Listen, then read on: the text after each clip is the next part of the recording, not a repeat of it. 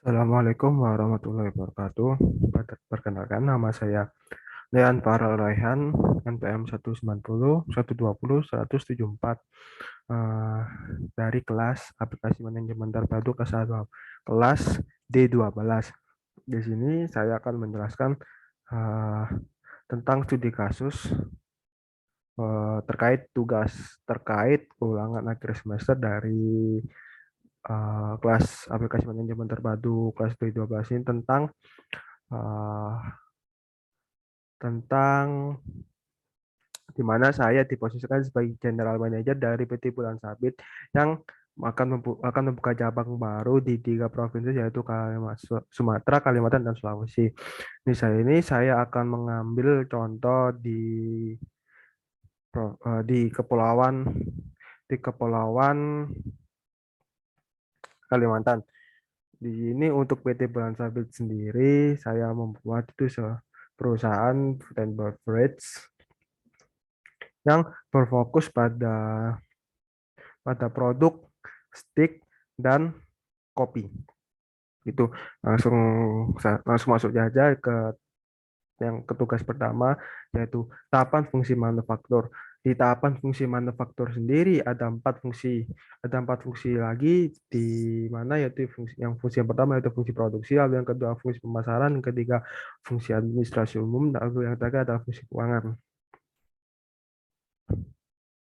Masuk masuk saja, di sini saya masuk ke fungsi produksi, di mana fungsi produksi yang pertama, tahapan yang pertama dalam fungsi produksi di PT Bulan Sabit sendiri, yaitu proses pembelian bahan baku, di mana proses pembelian baku di sini hmm, merupakan proses pembelian bahan baku minuman dan makanan dari perusahaan lain. Adapun dengan rincian sebagai berikut.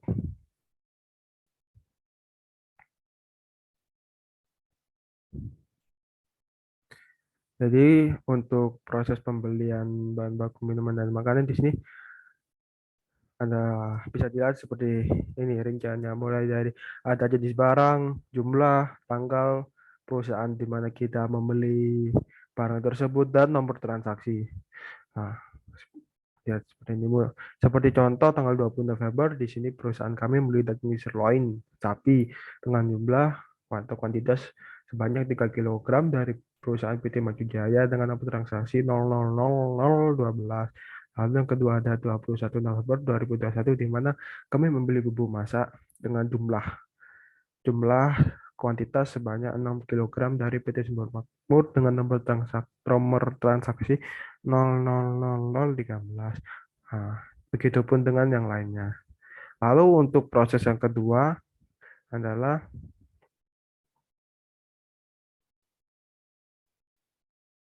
proses masuk barang mentah sendiri. Proses masuk barang mentah di sini merupakan proses di mana barang mentah yang sudah kita beli tadi dari perusahaan perusahaan terkait akan disimpan atau mohon maaf, maksud saya proses masuk barang mentah di sini akan dilaksanakan atau dikerjakan oleh bagian penyimpanan atau inventory, yang akan dilanjutkan ke tahapan berikutnya. Lalu untuk proses yang ketiga yaitu proses pengsortiran bahan baku, di mana proses pengsortiran bahan baku ini merupakan proses lanjutan dari proses masuk barang mentah yang sudah kita pesan dari perusahaan terkait yang di tahapan pertama itu, dengan rincian sebagai berikut. Untuk pensortiran bahan baku sendiri, di sini kami disortir lagi dari barang-barang yang telah masuk, disortir lagi atau dipilah menjadi 3 jenis, yaitu jenis barang daging, jenis barang non daging, dan jenis barang bumbu. Seperti contoh, untuk tanggal 21 November sendiri, di sini kami uh, menerima daging sirloin sapi sebanyak 3 kilogram dengan non inventory 1000012. So, tanggal 22 November 2021 sendiri kami eh, menerima atau menginventarisasikan bumbu masak yang telah masuk dengan jumlah 6 kilogram, dengan nomor inventory 1000013. So, yang tanggal 24 November 2021, Kami menerima jenis barang non-daging di mana buah-buahan dengan jumlah 1,5 kilogram dengan nomor inventory 100015. Lalu setelah ini Mas akan masuk ke tahapan selanjutnya, yaitu tahapan di mana setelah proses pengesotan bahan baku tersebut akan diolah. Diolah untuk pengolahan sendiri di sini, setelah pengolahan bahan baku tadi yang telah kita beli di tahapan pertama akan dilakukan atau dikerjakan oleh dua karyawan kami, yaitu satu chef dan satu barista, dengan rincian sebagai berikut.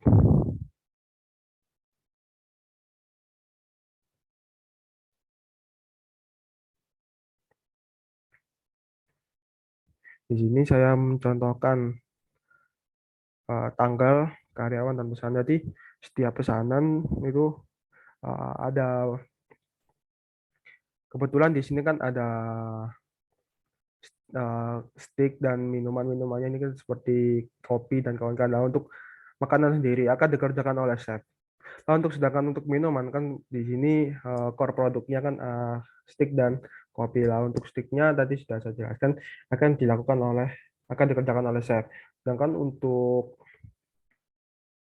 produk kopi atau minuman dan sejenisnya akan dilakukan oleh barista seperti seperti yang sebagai berikut.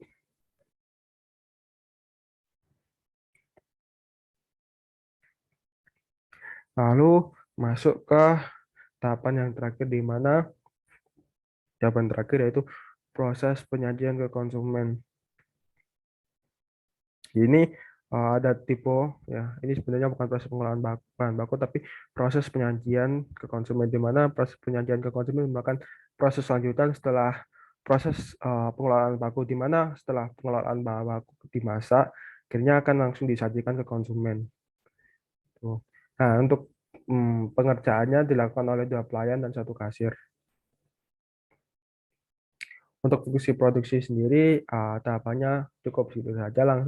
Di sini langsung saja masuk ke fungsi pemasaran, di mana fungsi pemasaran untuk tahapan pertamanya itu pencarian informasi, di mana pencarian informasi yaitu setelah perusahaan melakukan ekspansi ke Sulawesi. Manajemen, oh ini mohon maaf, ini harusnya Kalimantan.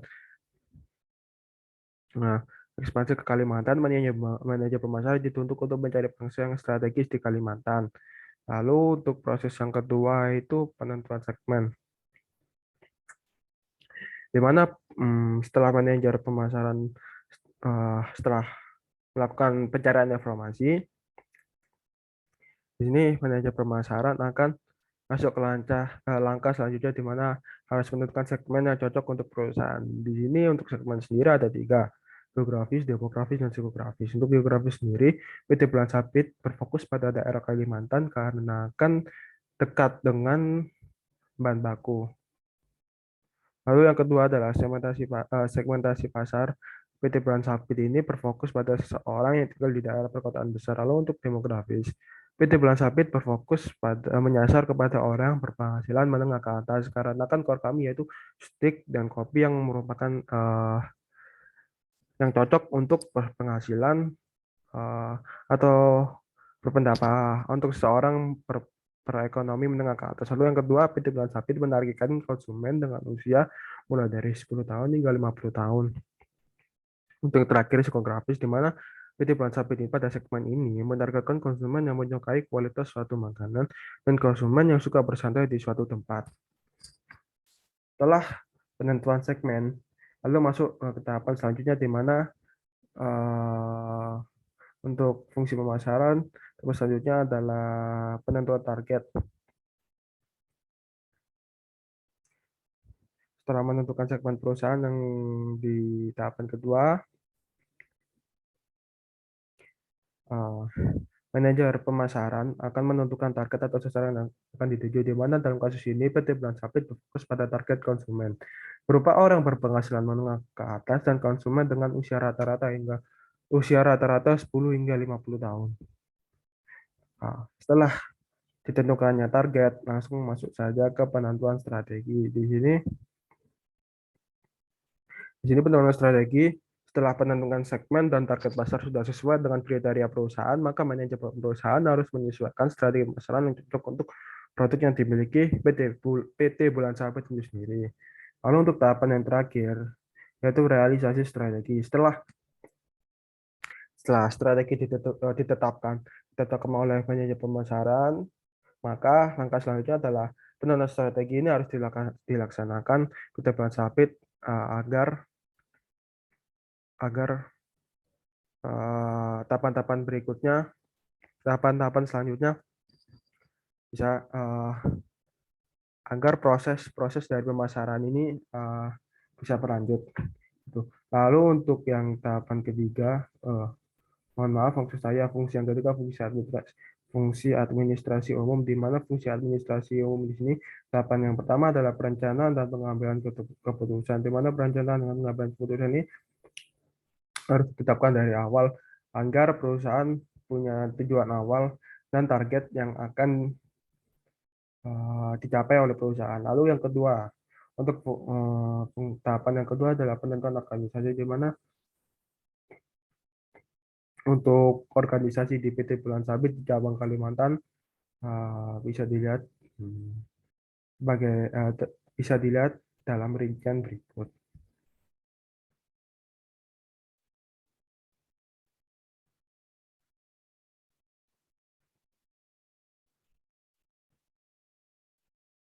Untuk PT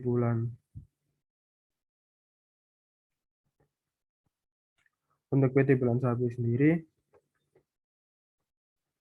untuk struktur organisasi di sini, mohon maaf ini saya hapus dulu.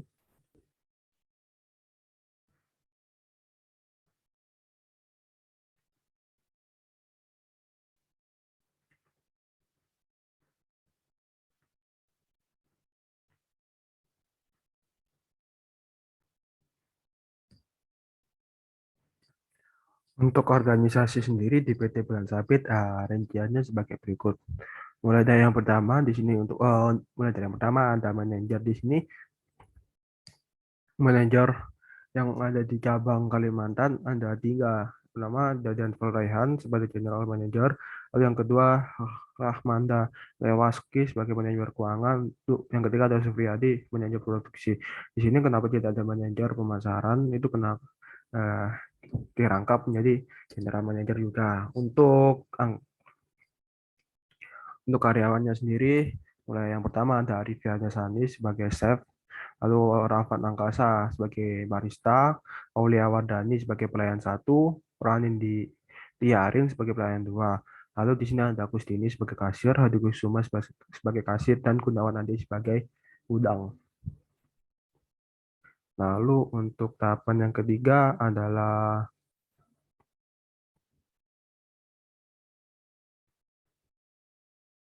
kepemimpinan. Di sini kepemimpinan di PT Bulan Sabit dibagi menjadi 3 fokus, yaitu bidang produksi yang dipimpin oleh manajer produksi, bidang pemasaran dipimpin oleh manajer pemasaran, dan bidang keuangan yang dipimpin oleh manajer keuangan.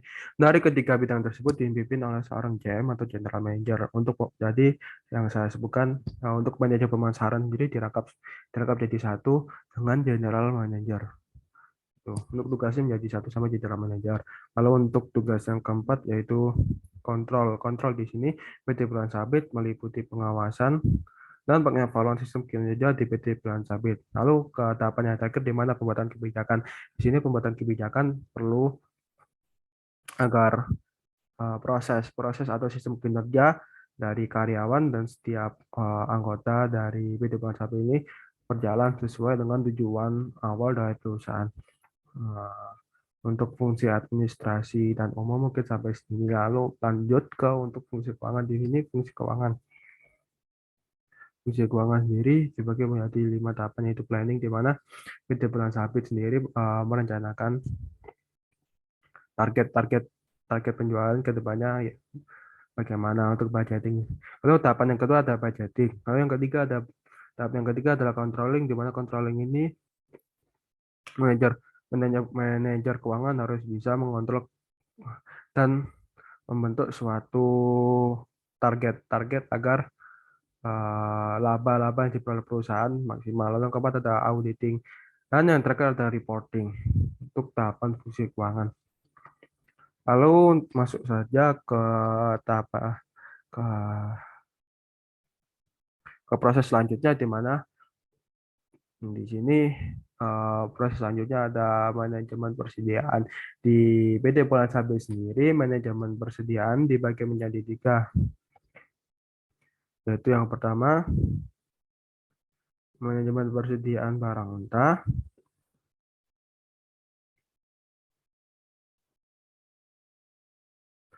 lalu yang kedua ada manajemen persediaan untuk peralatan,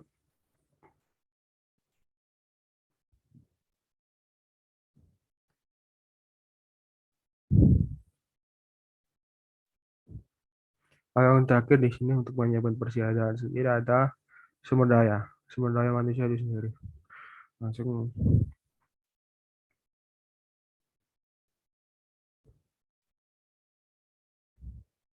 ini langsung masuk saja ke manajemen persediaan barang mentah. Tahapan yang pertama.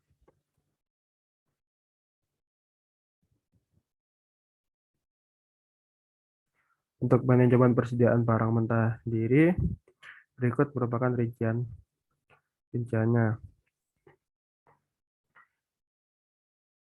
Di sini sudah dijelaskan sebenarnya di proses fungsi produksi tahapan yang ketiga. Nah, untuk rinciannya sebagai berikut. Di sini dicantumkan tanggal, jenis barang ini dibagi lagi menjadi tiga, yaitu barang non daging, dan barang bumbu. Dan juga dicantumkan jumlah. Seperti contoh tanggal 20 November, daging sirloin sapi dengan jumlah 4 kilogram. Dan juga di sini ada nomor transaksi. Nomor inventory gitu. Lalu untuk 21 November 2021, jenis barangnya bawang putih dengan jumlah 1 kilogram dengan nomor inventory sebagai berikut. Lalu ada tanggal 23, daging tenderloin atau sapi dengan jumlah sebanyak 3 kilogram dengan nomor inventory 14. Untuk bahan mentah sendiri, ini saya memposisikan dari tanggal 20 hingga tanggal 3 Desember dengan jumlah barang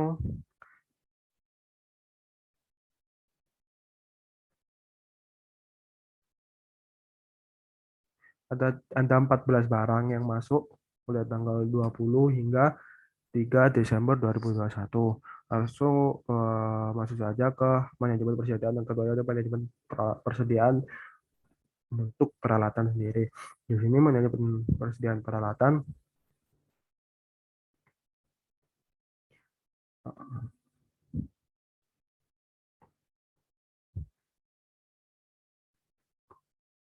Nah, di sini untuk manajemen persediaan peralatan ada rincian sebagai berikut. Mungkin dari awal masuk peralatan tersebut di perusahaan, dan jenis peralatan, nama peralatan tersebut, jumlah barang, hingga umur ekonomis dan nomor inventory. Nah, kenapa di sini ada umur ekonomis? Di sini akan memperkirakan uh, barang itu rusak apa tidak. Di sini untuk persediaan sendiri, mohon maaf, saya akan sekali lagi untuk persediaan sendiri, PT Bulan Sabit akan menerapkan prinsip FIFO di mana first in first out. Barang yang pertama masuk, maka barang itu merupakan yang keluar duluan. Seperti contoh gini, nah, di sini kan juga ada umur ekonomis di mana ketika umur ekonomi kan disesuaikan dengan umur ekonomis. Itu untuk awal masuk, seperti awal masuk di sini 1 Mei 2021 dengan peralatan kompor, jumlah barang 2, dan umur ekonomis perkirakan 4 tahun. Nah, mungkin setelah 4 tahun akan diganti untuk kompornya sendiri. Nah, dan ada di sini dicantumkan juga nomor inventory. Untuk peralatan sendiri, mulai tanggal 1 Mei hingga 4 Mei terdapat jumlah barang sebanyak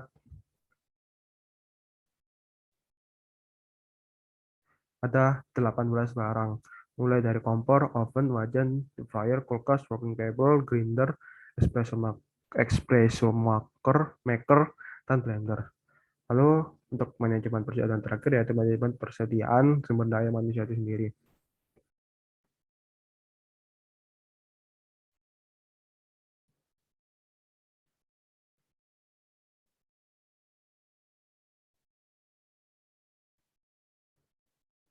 Nah, untuk manajer persediaan di sini dicantumkan awal masuk, karyawan tersebut masuk, nama karyawan, jabatan, status hingga perkiraan pensiun,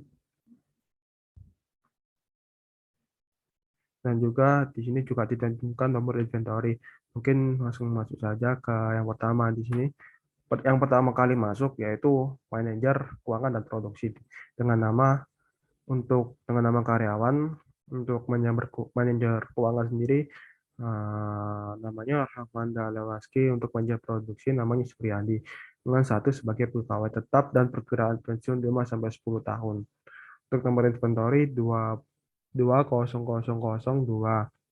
Lalu untuk sebagai contoh, nomor 4 ada Aulia Wardani sebagai pelayan satu dengan status freelance dan perkiraan pensiun 1 sampai 3 tahun.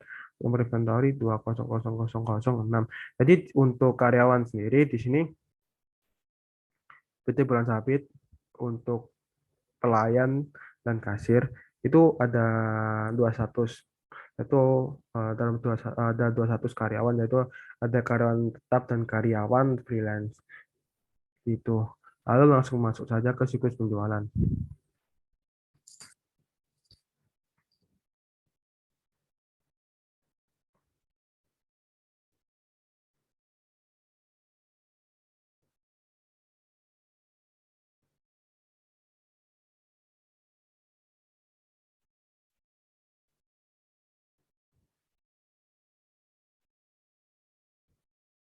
Untuk siklus penjualannya di sini eh, ada penjualan tunai dan penjualan kredit. Nah, rincian sebagai berikut.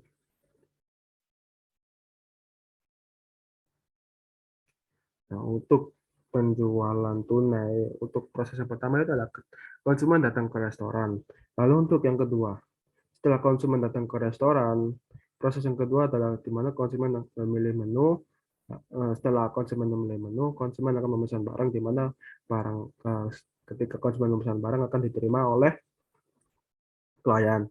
Setelah konsumen memesan barang, maka pelayan akan menginformasikan ke dapur untuk di pengolahan. Nah, untuk tahap selanjutnya di mana konsumen menerima barang ini merupakan proses selanjutnya dari konsumen memesan barang, di mana konsumen menerima barang ini setelah bahan diolah, dari dapur. Nah, setelah konsumen menerima barang, konsumen akan melakukan pembayaran melalui kasir, dan di mana setelah pembayaran diterima oleh pihak kasir, maka kas kas tersebut akan kas dari konsumen tersebut akan masuk ke perusahaan. Lalu untuk konsumen sendiri akan menerima faktur faktur penjualan tunai. Itu untuk siklus penjualan dari penjualan tunai. Lalu yang kedua adalah siklus penjualan kredit. Dalam siklus penjualan kredit di sini tahapan tahapan-tahapan dalam siklus penjualan kredit di mana konsumen datang ke restoran, itu yang pertama. Lalu yang kedua, konsumen memilih menu hampir sama seperti yang tadi untuk konsumen. Lalu yang ketiga ada konsumen memesan barang, konsumen menerima barang, pembayaran melalui kasir. Nah, di sini ada pembeda di mana dalam proses penjualan kredit di sini ada bagian pengecekan kartu kredit, apakah kartu kredit itu valid atau tidak, apakah bisa digunakan atau tidak. Ketika sudah bisa digunakan akan masuk ke tahapan selanjutnya di mana kartu kredit tersebut di-verified oleh perusahaan. Setelah kartu kredit tersebut di-verified, sudah dikonfirmasi, maka perusahaan akan menerima piutang dagang. Nah, setelah perusahaan menerima piutang dagang, maka konsumen pada tahapan terakhirnya adalah konsumen akan diberikan tagihan.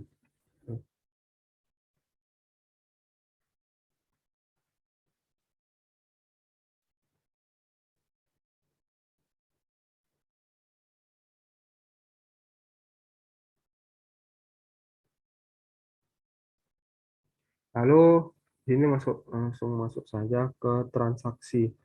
Di sini saya membuat transaksi dari tanggal 1 hingga 7 Desember 2021 dengan rincian sebagai berikut, di mana di sini dalam transaksi satu seperti kita sama di sini terdapat nomor transaksi, tanggal, menu, ukuran dari menu tersebut dan jumlah. Langsung masuk saja. Jadi contoh di tanggal 1 Desember, di sini tanggal 1 Desember dengan nomor transaksi 50.0001 untuk tanggal 1 Desember konsumen memesan sirloin steak dengan ukuran 110 gram. Mohon maaf, saya ulangi sekali lagi. Di sini generalisasi di mana untuk nomor transaksi 50.0001 ini menu sirloin steak ukuran 110 gram ini jumlahnya ada 5 porsi. Itu. Lalu untuk yang ke tanggal 2 Desember, sebagai contoh, membuat transaksi 50.0010 dengan jenis menu sirloin steak dengan ukuran 110 gram dengan jumlah 2 porsi dan lain-lain. Untuk harganya sendiri ini untuk transaksi di sini juga dicantumkan harga.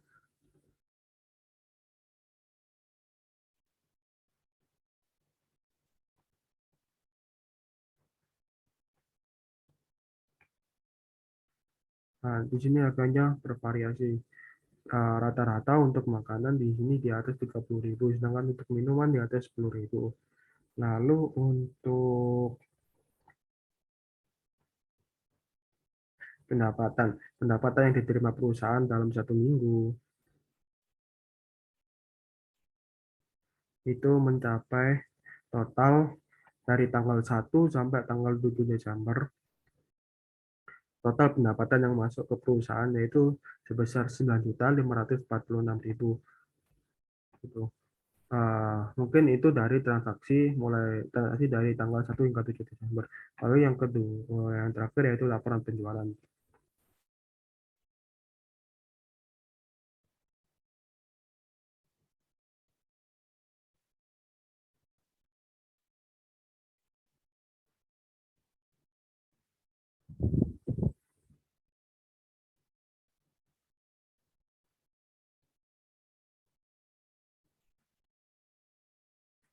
Di sini ada laporan keuangan bulan Desember tahun 2021.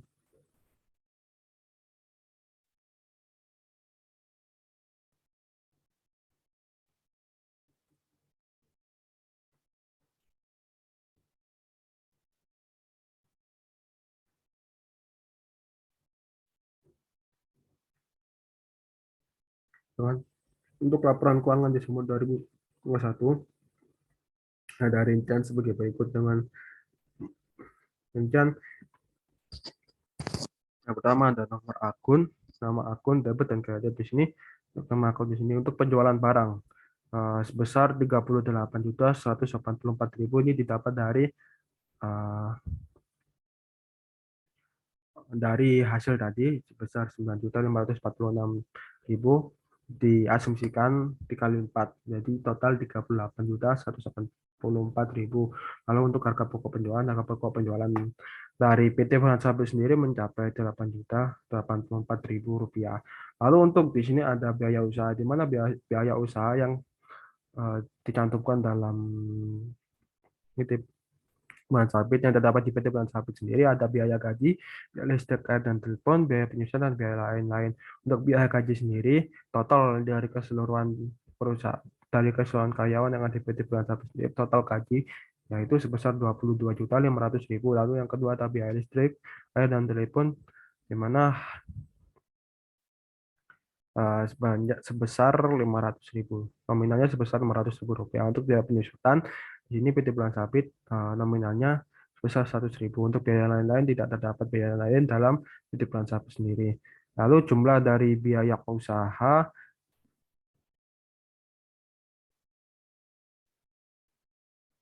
Biaya usaha ditambah dengan harga pokok penjualan sebesar 28.100.000. Lalu 28.100.000 ini kita kurangkan dengan kredit. Kreditnya sebesar kredit ini maksud saya adalah penjualan barang. Nah, untuk setelah dikurangkan laba bersih dari PT Bulan Sapi sendiri dalam bulan Desember 2021 yaitu sebesar 7 juta rupiah.